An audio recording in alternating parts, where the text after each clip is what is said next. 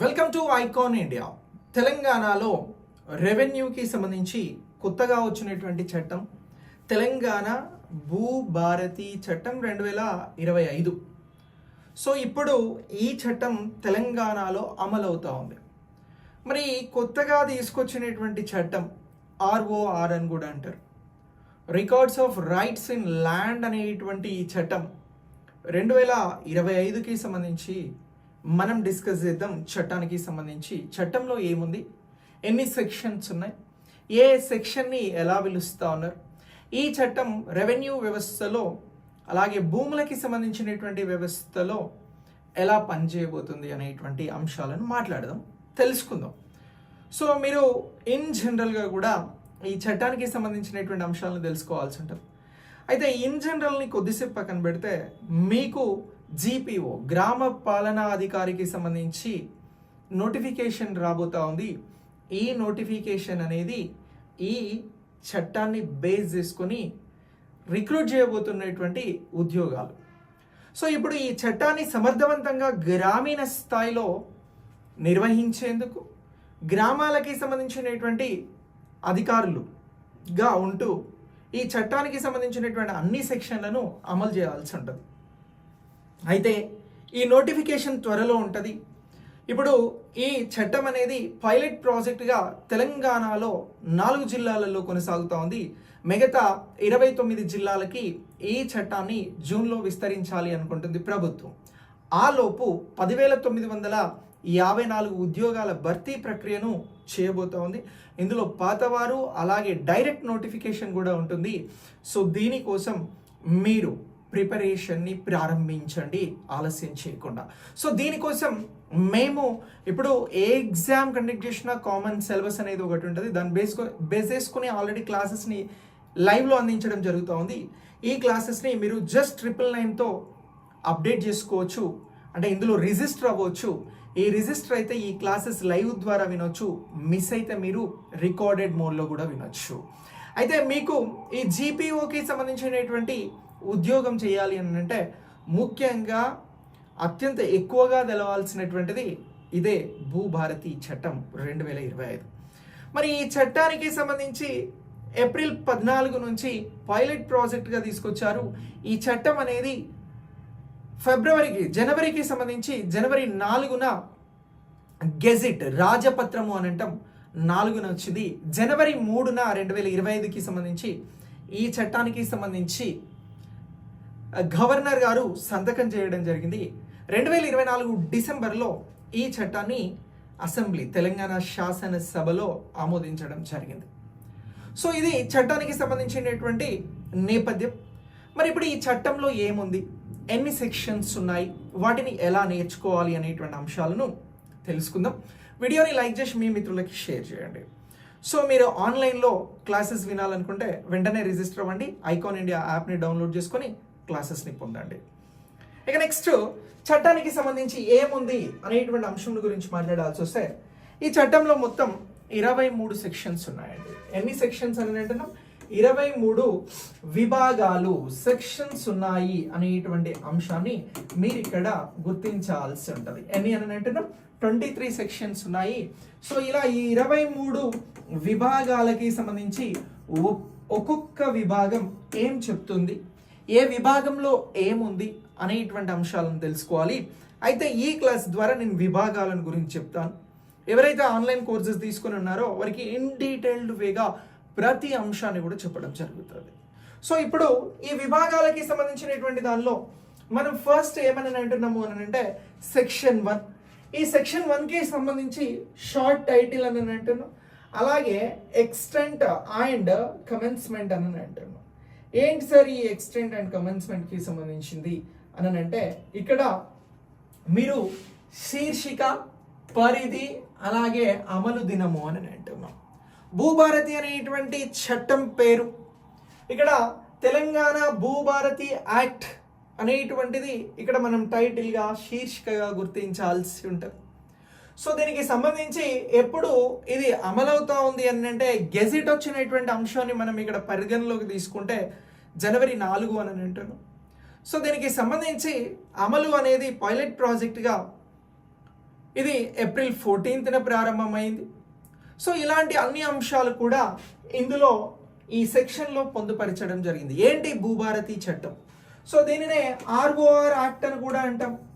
So ఇప్పుడు మనకి ధరణి అనేటువంటి పోర్టల్ని ఈ ఆర్ఓఆర్ ద్వారా రీప్లేస్ చేయడం జరుగుతోంది తెలంగాణ భూభారతి యాక్ట్కి సంబంధించి. Records of rights in land అని అంటున్నాం. సో ఇలాంటి అన్ని అంశాలను కూడా ఈ సెక్షన్లో పొందుపరిచారు. సో ఇలా ఈ సెక్షన్ని గుర్తించాల్సి ఉంటుంది. నెక్స్ట్ దీని తర్వాత సెక్షన్ 2 అని అంటున్నాం, నిర్వచనాలను ఇచ్చారు.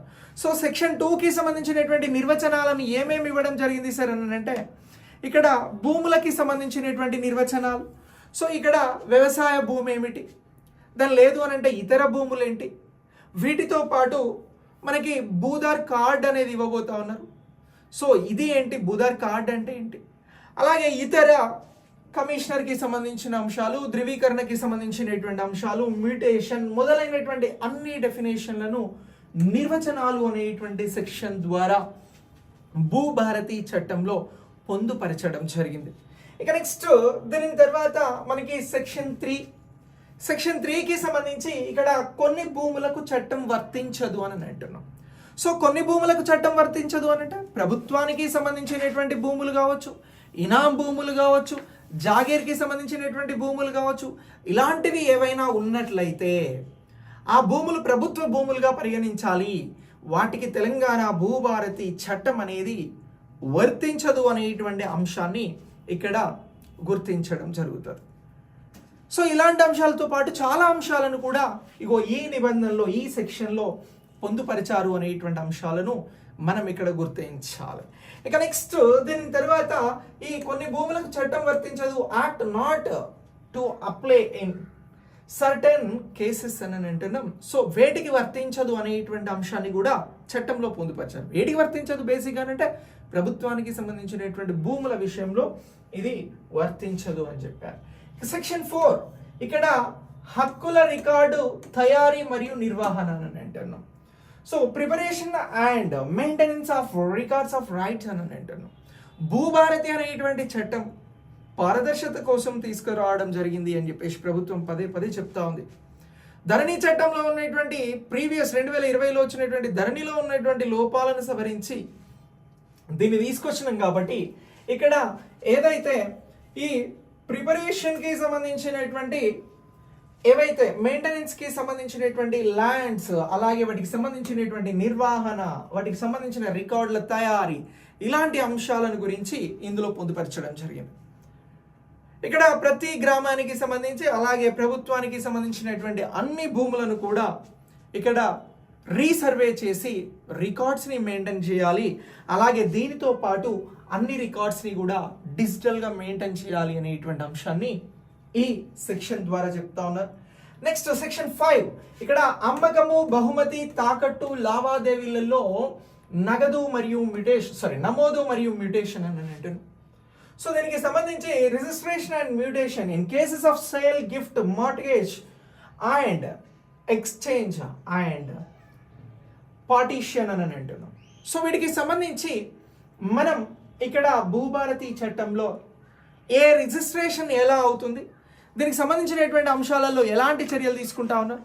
సో అలాగే ఈ చట్టానికి సంబంధించినటువంటి వాటిలలో ఈ గిఫ్ట్ డీడ్లకి కానీ మ్యూటేషన్లకి రిజిస్టర్ చేసుకునేటువంటి వారికి సంబంధించినటువంటి పేర్ల నమోదుకి సంబంధించినటువంటి అంశాలను గురించి ఇక్కడ ఈ ప్రాసెస్ అంతా కూడా వెబ్సైట్ ఏదైతే ఇప్పుడు వచ్చినటువంటి భూభారతి యాక్ట్ రిలేటెడ్గా ఆర్ఓఆర్ అనేటువంటిది ధరని రీప్లేస్ చేస్తూ ఉందో దీన్ని బేస్ చేసుకొని ఇక్కడ వెబ్సైట్ ద్వారా అప్లై చేసుకోవడం, ఆన్లైన్ అప్లై చేసుకోవడం, ఇలాంటి అంశాలకి సంబంధించి అప్లై అనంతరం మ్యూటేషన్ జరిగిన, రిజిస్ట్రేషన్ జరిగిన వాటికి సంబంధితమైనటువంటి పాస్బుక్లను జారీ చేయడం, ఇలాంటి అన్ని అంశాలను కూడా ఈ సెక్షన్ తెలుపుతా ఉంది. ఇదే సెక్షన్ 5. ఇక నెక్స్ట్ దీని తర్వాత నమోదు చేయని లావాదేవీలను ధృవీకరించడము అని అంటున్నాం. రెగ్యులేషన్ ఆఫ్ అన్రిజిస్టర్డ్ ట్రాన్సాక్షన్స్ అని అంటున్నాం. సో ఇక్కడ ఈ చట్టం ద్వారా ఏదైతే సాదా బైనామాలు ఉన్నాయో ఈ సాదా బైనామాలకి సంబంధించి సాదా బైనామాలు ఏవైతే ఉన్నాయో ఇగో ఈ సాదా బైనామాలకి సంబంధించినటువంటి అంశాలలో అర్హత ఉన్నటువంటి వాటిని రిజిస్ట్రేషన్ చేసేందుకు ప్రభుత్వం ఈ చట్టం ద్వారా అవకాశం కల్పించడం జరిగింది. వీటికి సంబంధించినటువంటి అన్ని అంశాలను కూడా ఈ సెక్షన్లో పొందుపరుస్తూ ఉన్నారు. సో ఇలా ఈ అసైన్డ్కి సంబంధించినటువంటి భూములు కానీ అలాగే ఏవైతే చట్టాలను ఉల్లంఘిస్తూ భూములకి సంబంధించినటువంటి అంశంలో ఏదైనా అక్రమాలు అలాంటివి జరిగినా ఇలాంటి సెక్షన్ ద్వారా వాటిని క్లియర్ చేయబోతా ఉన్నారు. ఇక నెక్స్ట్ దీని తర్వాత మరొక సెక్షన్ వచ్చి వారసత్వం ద్వారా హక్కుల మ్యూటేషన్ అని అంటున్నాం. Mutation in cases of will and succession అని అంటున్నాం. సో ఈ సెక్షన్కి సంబంధించి ఎవరైతే వారసత్వానికి సంబంధించినటువంటి అంశంలో భూమి పొందినటువంటి వారు ఉంటారో వారు ఏ విధంగా దాన్ని అప్లై చేసుకోవాలి, ఎవరి ద్వారా వెళ్ళాలి, దీంతో పాటు వ్యవసాయేతర భూములకి సంబంధించినటువంటి మ్యూటేషన్స్ ఎలా ఉంటాయి, అలాగే పంచాయతీరాజ్ మున్సిపాలిటీ యాక్ట్ ప్రకారం ఇవి ఎలా చేయాలి అనేటువంటి అంశాలను మనకి సెక్షన్ 7కి సంబంధించినటువంటి దానిలో పొందుపరిచారు అనేటువంటి అంశాన్ని ఇక్కడ గుర్తించాల్సి ఉంటుంది. ఇక నెక్స్ట్ సెక్షన్ 8 అని అంటున్నాం ఇతర మార్గాల ద్వారా మ్యూటేషన్ అని అంటున్నాం. మ్యూటేషన్ ఇన్ అదర్ కేసెస్ అని అంటున్నాం. సో మరి మ్యూటేషన్ ఇన్ అదర్ కేసెస్కి సంబంధించి ఏం చెప్తా ఉన్నారు, ఏ విధంగా వీటిని మ్యూటేషన్ చేయబోతా ఉన్నారు అని అంటే ఇక్కడ కోర్టుకి సంబంధించినటువంటి ఉత్తర్వులు కానీ అలాగే వీటితో పాటు రెవెన్యూ డివిజన్ ఆఫీసర్కి సంబంధించినటువంటి విధానం అతని ద్వారా దరఖాస్తు చేసుకొని కోర్టు ఉత్తర్వులను అనుసరించి కొన్ని కేసెస్లో రిజిస్ట్రేషన్కి సంబంధించినటువంటి అంశాలలో ముందుకెళ్లాల్సి ఉంటుంది. అలాగే రికార్డ్స్ మార్పులకి సంబంధించినటువంటి అంశాలు ఉంటాయి ఇక్కడ ప్రత్యేకమైనటువంటి ఉత్తర్వులు వచ్చినప్పుడు. సో ఇలా ఈ ఎవరైతే కొన్ని ప్రత్యేకమైనటువంటి ఇతర మార్గాలు కోర్టు కేసెస్ ద్వారా ఏదైనా సివిల్ డిస్ప్యూట్స్ ఉన్నప్పుడు వాటిని క్లియర్ చేసుకునేటువంటి అంశాలలో మ్యూటేషన్ ఎలా జరుగుతుంది అనేటువంటి ప్రక్రియను కూడా ఇక్కడ ఈ సెక్షన్ 8లో పొందుపరచడం జరిగింది. ఇక నెక్స్ట్ సెక్షన్ 9 వచ్చి భూదార్ సంఖ్య కేటాయింపు అని అంటున్నాం. ఈ భూదార్ సంఖ్య కేటాయింపు భూదార్ నెంబర్ అసైన్మెంట్ అని అంటున్నాం. సో భూదార్ నెంబర్ అసైన్మెంట్ అనేది తాత్కాలికంగా పర్మనెంట్గా రెండు విధాలుగా ఇవ్వబోతా ఉన్నారు. సో ఇది ఏ విధంగా ఉంటుంది అనేటువంటిది మనకి సెక్షన్ 9 చెప్పడం జరుగుతూ ఉంది. ఇక నెక్స్ట్ దీని తర్వాత సెక్షన్ 10 ఉంది. పట్టాదార్ పాస్బుక్ కమ్ టైటిల్ డీడ్ అని అంటున్నాం. పట్టాదార్ పాస్బుక్ కమ్ టైటిల్ డీడ్ కి సంబంధించినటువంటి అంశాలను ఇందులో పొందుపరచడం జరిగింది సెక్షన్ 10కి సంబంధించి. సో ఇందులో ఎవరైతే భూములను కలిగి ఉన్నటువంటి యజమానులు ఉంటారో వారికి సంబంధించి ఇక్కడ తహసీల్దార్ పరిధిలో ఈ పట్టాదార్ పాస్ పుస్తకాలకి సంబంధించినటువంటివి టైటిల్ డీడ్కి సంబంధించినటువంటివి ఎలా జారీ చేయబడతాయి అనేటువంటి అంశాలను ఈ సెక్షన్ ద్వారా పొందుపరచడం జరిగింది. సో ఇలా సెక్షన్ 10 అనేది వర్క్ చేస్తుంది అనేటువంటి అంశాన్ని మనం ఇక్కడ గుర్తించాల్సి ఉంటుంది.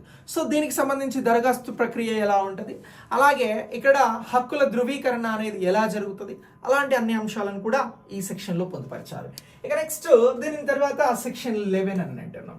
సో సెక్షన్ 11కి సంబంధించి హక్కుల రికార్డులో సరైన ఎంట్రీలకి సంబంధించి అనుమానం అనేది ఉండకూడదు. So presumption of correctness of entries in record of rights అని అంటున్నాం. సో ఇది సెక్షన్ 11.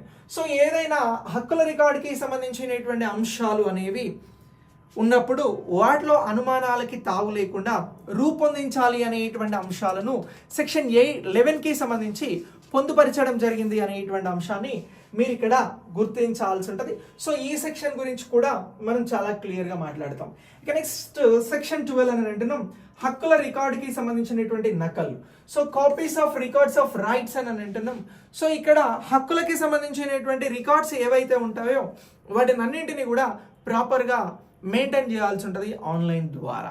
సో హక్కులు ఎక్స్ అనే వ్యక్తికి ఉన్నాయి, ఎక్స్కి సంబంధించినటువంటి హక్కులు ఏ విధంగా ఉన్నాయి అనేటువంటి అంశాన్ని మనం ఆన్లైన్ ద్వారా ఎలా మెయింటైన్ చేయాల్సి ఉంటుంది అనేటువంటి అంశాలను ఇక్కడ చెప్పడం జరిగింది.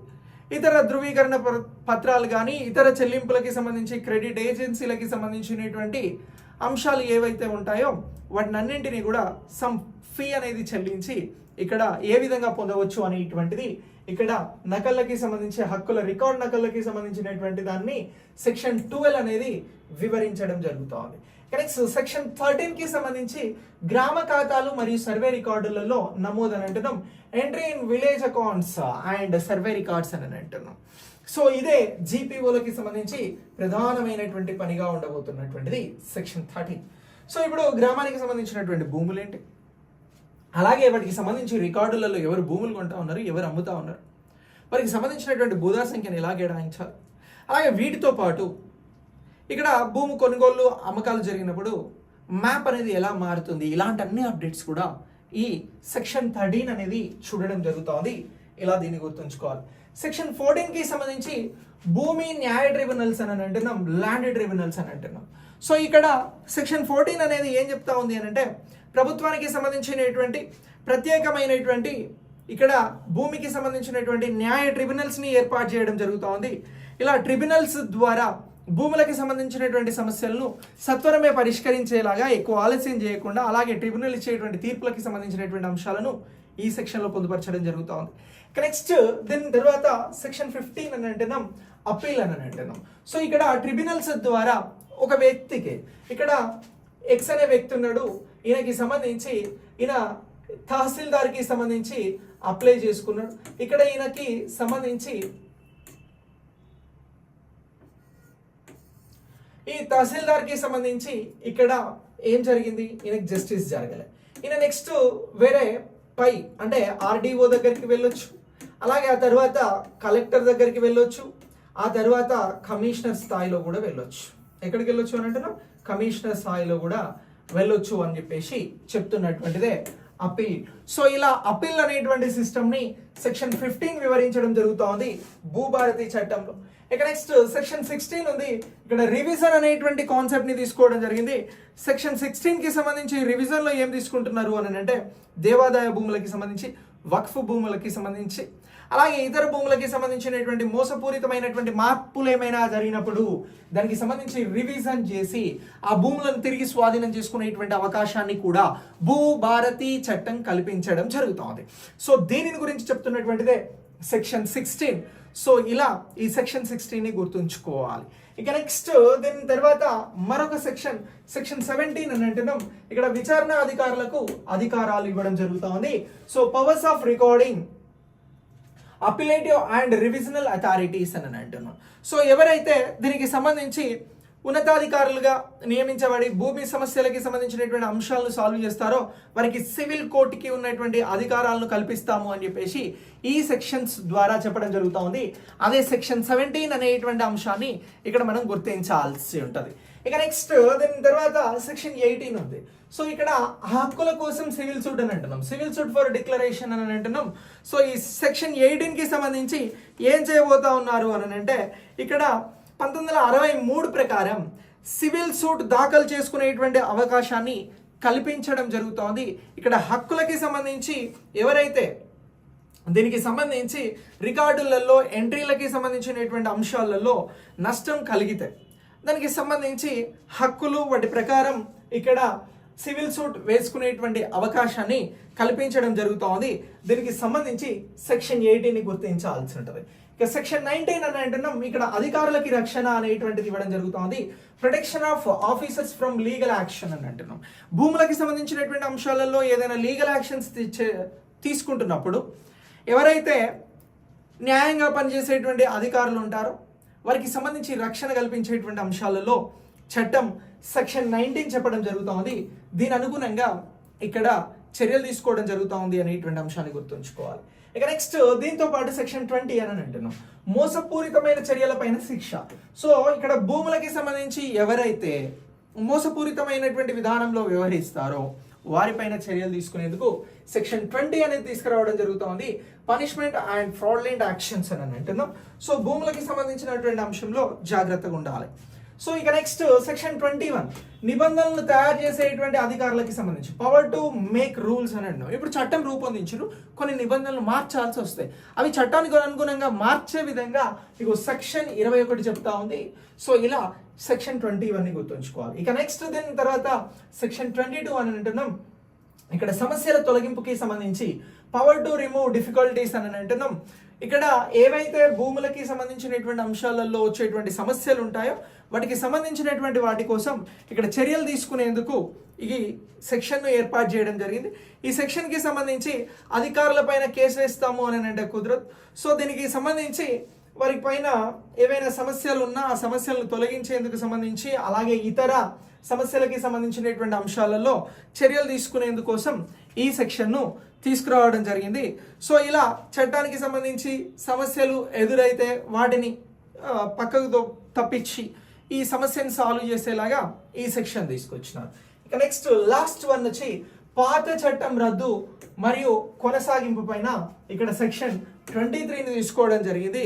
సో ఇక్కడ తెలంగాణ భూములకి సంబంధించి 2020లో వచ్చినటువంటి చట్టం ఏంటి అని అంటే పట్టాదార్ పాస్ పుస్తకం చట్టం లేదా పాస్బుక్ చట్టం 2020 ధరణి అని మనం సింపుల్గా పిలిచినాం కదా వెబ్సైట్ని. సో దీనికి సంబంధించి ఇక్కడ ధరణి అనేటువంటి పదాన్ని తొలగించిర్రు. మరి ధరణి అనేటువంటి వెబ్సైట్ని ఇప్పుడు ఏమని పిలుస్తారు అని అంటే ఆర్ఓఆర్ వెబ్సైట్ అని చెప్పేసి పిలవడం జరుగుతుంది, లేదా ఆర్ఓఆర్ చట్టము అని అంటారు. సో ఇలా ఈ చట్టం అనేది రావడం జరిగింది అనేటువంటి అంశాన్ని మనం గుర్తించాల్సి ఉంటుంది. సో ఇలా ఈ అంశాన్ని మనం గుర్తుంచుకోవాలి. సో ఇలా మొత్తం 23 సెక్షన్స్తో 23 విభాగాలతో భూభారతి చట్టం అనేది రావడం జరిగింది. ఇక ఒక్కొక్క సెక్షన్ని ఇన్ డీటెయిల్డ్గా నెక్స్ట్ క్లాస్లో మాట్లాడదాం. సో ఈ కాంటెంట్ని లైక్ చేసి మీ మిత్రులకు షేర్ చేయండి. ఇలాంటి కాంటెంట్ని ఎప్పటికప్పుడు నేను అందిస్తూ ఉంటాను. దీనికోసం మీరు ఛానల్ని ఫాలో చేయండి. అలాగే మీరు ఆన్లైన్ క్లాసెస్ తీసుకోవాలి అని అనుకుంటే మీరు దానికి సంబంధించి ఐకాన్ ఇండియా యాప్ ద్వారా క్లాసెస్ను పొందవచ్చు. Thanks for watching. నెక్స్ట్ క్లాస్లో మళ్ళీ కలుద్దాం.